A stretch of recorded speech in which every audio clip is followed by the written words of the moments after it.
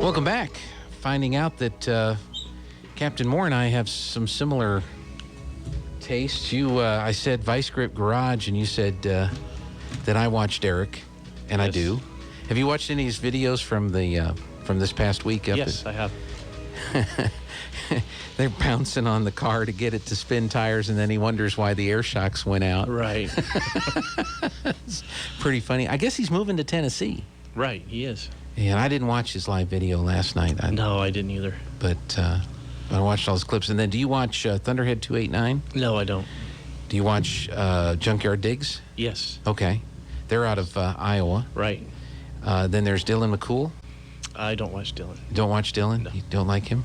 Never seen him. Oh, okay. He works on Mopar stuff. Ah. And he fully restored a Challenger, a 70s Challenger. Sounds like a challenge. It is. And then he dug out a Ford, what was it? It was a Ford LTD, like a 78, 79 Ford LTD or Thunderbird. Maybe it was a Thunderbird that he dug out of someplace in Tennessee. And it was the ignition module had gone out.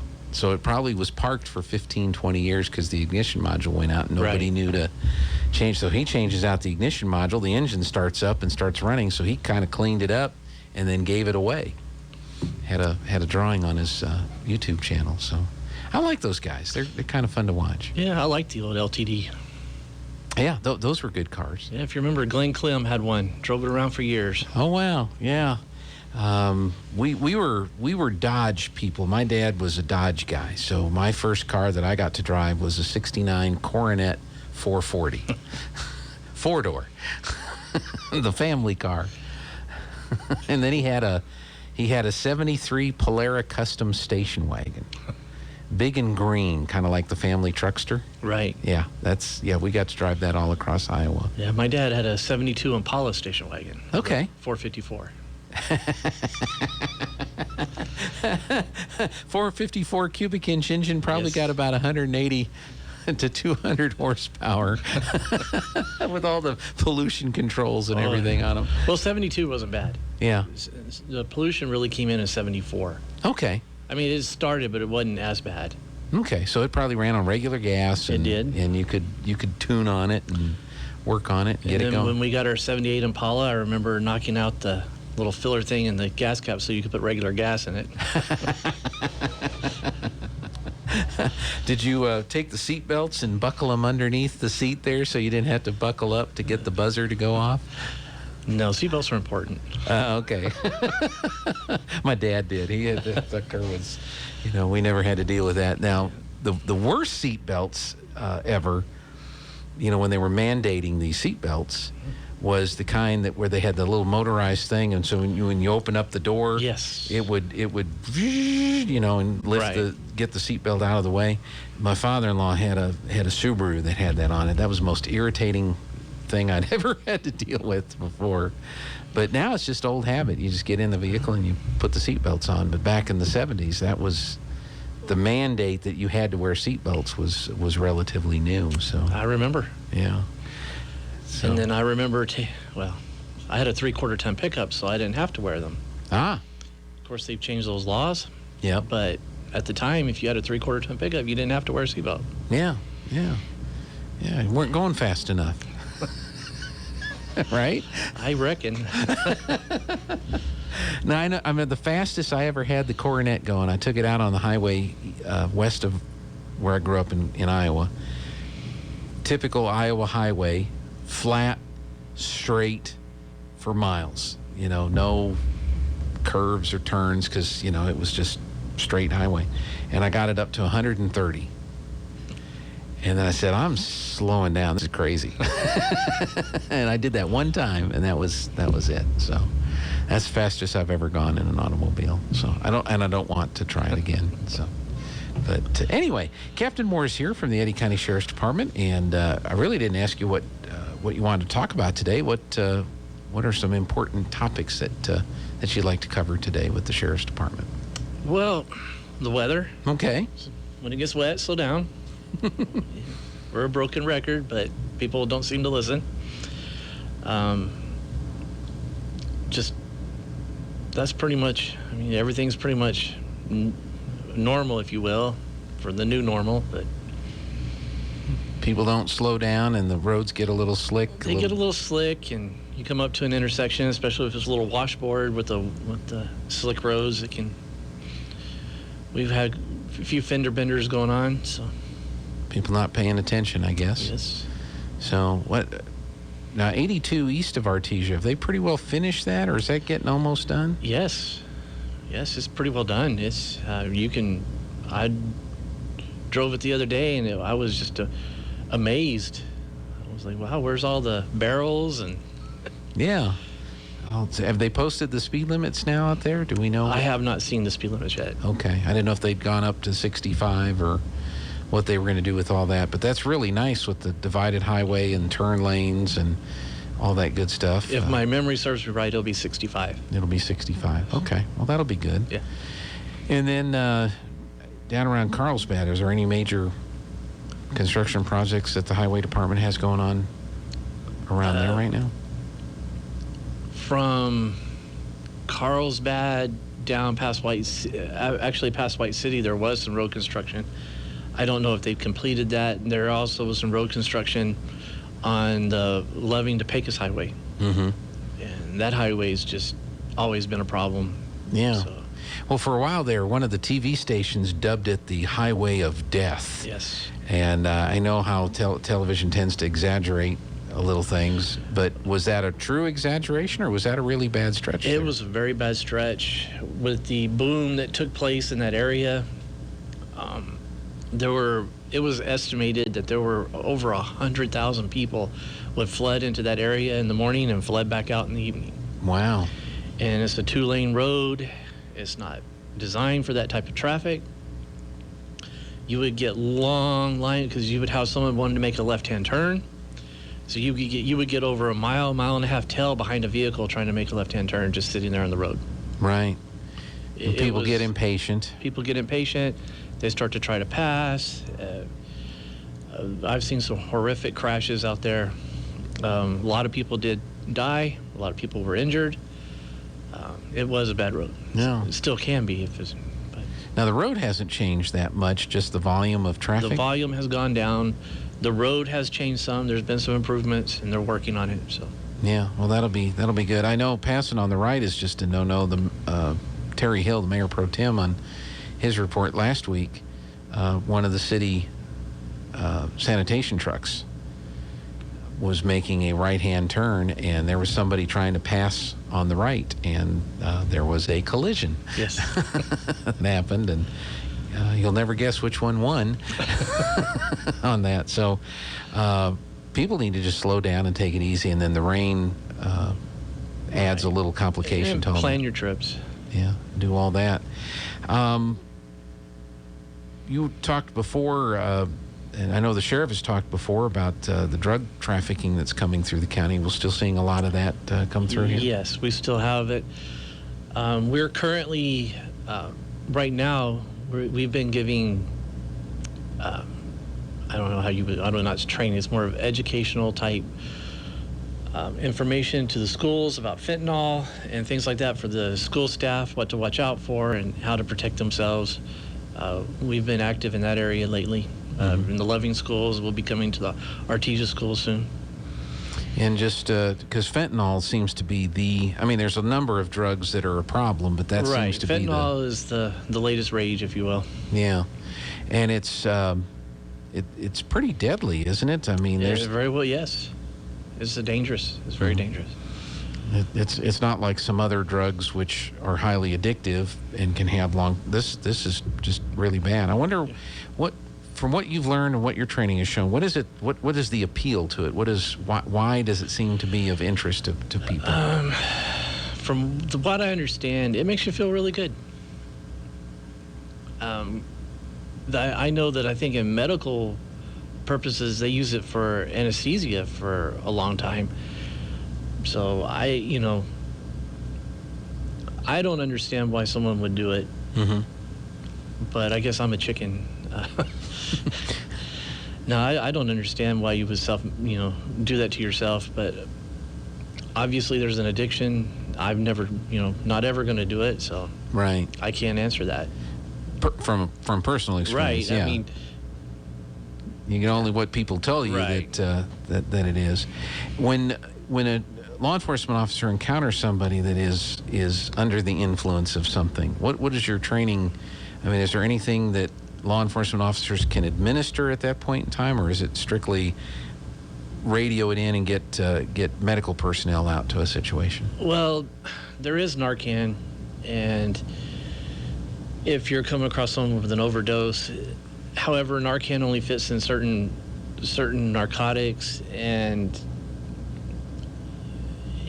the one thing about Narcan, they say that if you administer it to someone who doesn't need it, it won't hurt them. Okay. That's what they teach us.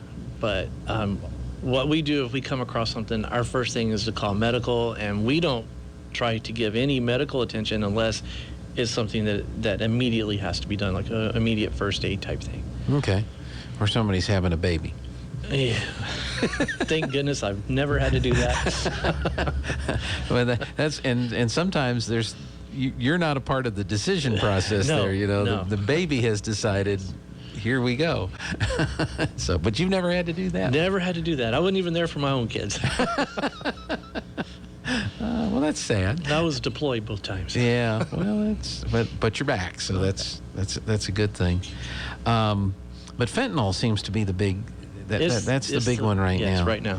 And some of the things I've read is that it's like anything. It's not pure or whatever. There's who knows where it came from. Who knows? You're not buying it from a pharmacy. Yeah. So. And that who knows? adds to the concern that you have Right. over that. I don't know if you've learned any more on this. I know the sheriff had posted some things a couple of weeks ago over the potential migrant facility down in Carlsbad. Has there been any more news that you've seen on that? The sheriff may have had some updates. I have not had any updates since the last one that you heard. Okay. So nothing new on that? Nothing new that I'm aware of. Okay. Yeah. All I know is there's nothing we can do about it. Yeah. It's coming. If they decide to do it, it's coming. What's going to be interesting is now that there's been a court ruling about the Trump rule of them having to stay in Mexico prior to coming to the United States. I don't know how that's going to play out, if that's actually going to slow this down where it's not going to be as crowded or as used. Right. Well, it seems like a lot of these facilities are somewhat portable. They're not like site-built homes with foundations and stuff like that. The place where they're going are potentially going to in Eddy County are basically trailers that can be moved. Yeah. They're like small trailer houses, if you will. Sure. So it sounds like if the stay in Mexico or hold in Mexico policy goes in, just my opinion, they could take the whole thing and take it right across the border down there. From a law enforcement standpoint, though, your officers, you enforce the laws. The laws apply to everybody, right? Right. But as far as somebody who is illegally here, does that change how law enforcement has to process those people, or you just... No, what we do, we enforce state law. We do not enforce federal law. Okay. So the immigration status is a federal law, and we have been mandated that we are not allowed to enforce these laws. Okay. That came from the courts. So we basically treat them as if they're a New Mexico resident. And process for whatever crimes that they're accused of. Process whatever crimes they're accused of and move on. Okay. Didn't know. So that was from the courts. Yes, that was a court ruling. New Mexico's court ruling or federal? Federal. Wow. Yes. That's interesting. I'm sure some people have some opinions on that too, and all that. But from the law enforcement standpoint, that's how you have to. Right. We have no choice in that matter. Arizona had made their own state law about immigration status, and that was that whole big thing with Sheriff Arpaio and all that played out. And New Mexico does not have a law about immigration status, so we enforce New Mexico state statute. Okay. Well, that's what you have to do, right? Right. That's what you're sworn to do. How are the staffing levels in Eddy County right now? You guys doing okay? We're not bad, but we do have openings. The sheriff has actually opened it up to non-certified. So if anyone out there has decided to take a career in law enforcement and they don't have experience, they're welcome to apply at the Eddy County website. And we'll be glad to look at them and talk to them about it. Okay. Other than the things that we've been talking about, what are some of the other activities that the Sheriff's Department is having to work or has been working here recently? Oil field thefts, things like that? Oil field thefts are still out there, and we have been running some operations in the oil field that have been successful. I can't get into that right now, but we're definitely working that area, trying to mitigate and slow down the process. We've been proactive, which is actually hard to do in our line of work, but it's been very successful, and I'm sure the sheriff will probably have an update for you later on. Okay. Well, that's good news. Yes. Working on that. Different area. I know the Brantley Lake has been up, and Yes. there's been a lot of people out and about at Brantley Lake. Does that wind up involving sheriff's deputies at some points in time? We've had drownings the last couple of years. Obviously, alcohol, fighting, those type of things. The state parks has a law enforcement officer out there, and we usually don't actively patrol like in a boat or anything. We do have a boat that we can patrol out there if it gets too bad, but we don't normally respond out there until they ask. Okay. But yes, we've had problems there before. Sure. And with water up, there's been a lot more people out there probably than usual. And this weekend coming up, we'll probably be very, very busy out there at Brantley Lake. So. Well, they're already stacking up, people trying to get their spot. Are they already? Yes, already. Oh my gosh! I need to figure out how that works. You know, where you like take a couple of days off and go just hang out someplace and do something like that. My big Labor Day weekend trip is I'm going to Berlin Friday night. I heard. Yeah. I heard. And then I'm not driving back that night, so I'm going to stay in the big city of Los Lunas. Wow. On Friday night.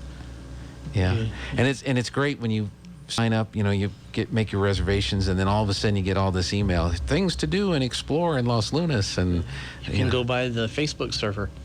The Facebook surfer? Yes. Is that an app, or what? No, I'm sounding ignorant here. Facebook has a huge facility there in Los Lunas. Okay. And that's their server for storing all your data that you put on Facebook. So I could go and get my data. Maybe. That's right. They did build one of those there in Los Lunas.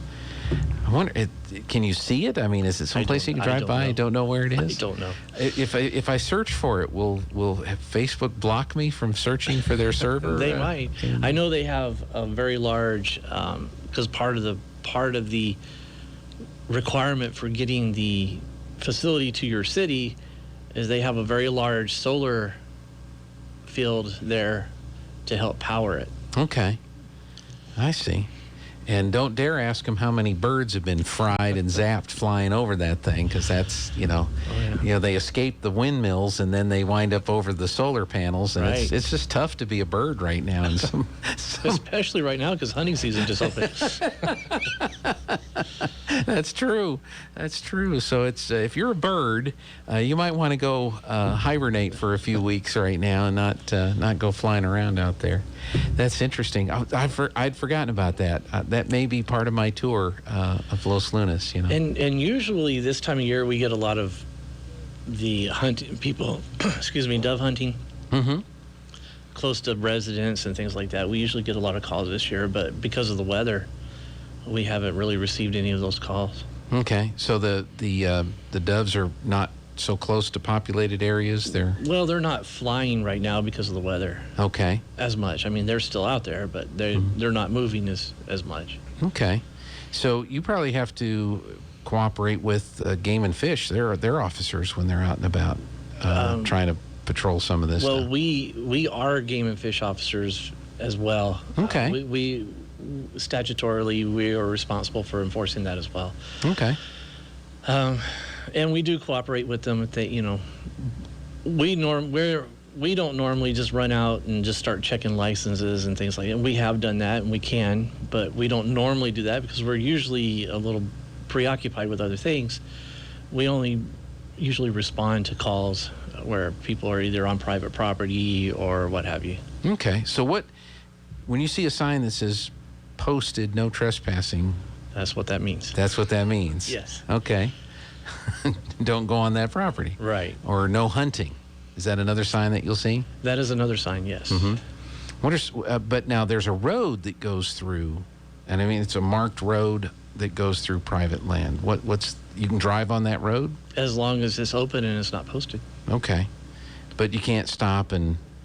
If it's a county road, you can take it. If it's a private road and it's posted no trespassing, then no, you can't take it. Okay.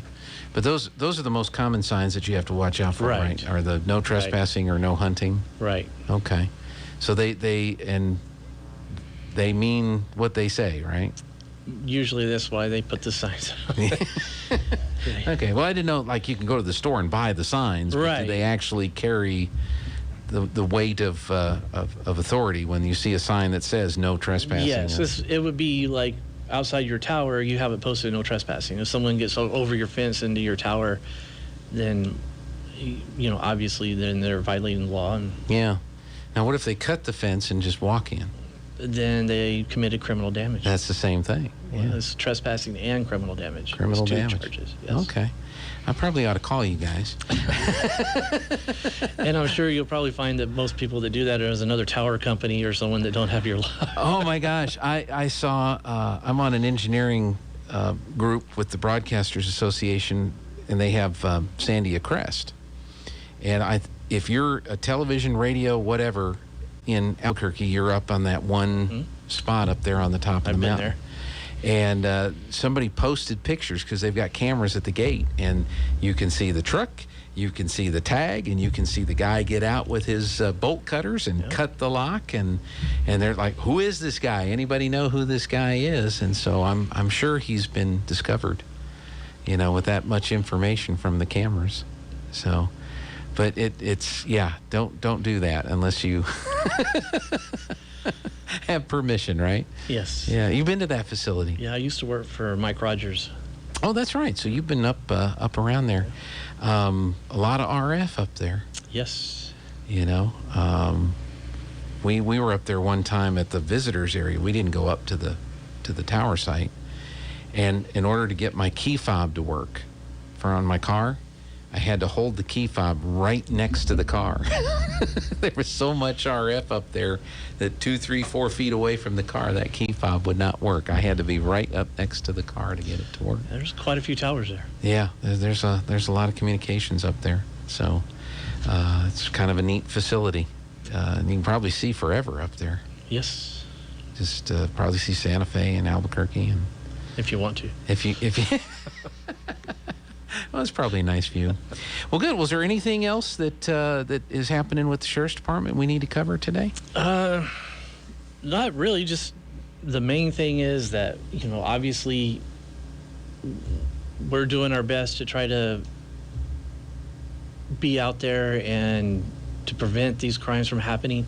However, we can't be everywhere at one time, so we ask that if people are out there, oil field, wherever, see something suspicious, please don't hesitate to call us and let us know what's going on, because, like I said, we can't be everywhere at once, and we do appreciate the public's help. We also appreciate the public support. We do have good public support here in Eddy County toward law enforcement, and today's climate, we really appreciate that. Very good. Captain James Moore, thank you so much for your time today. Thank you. We appreciate you coming in.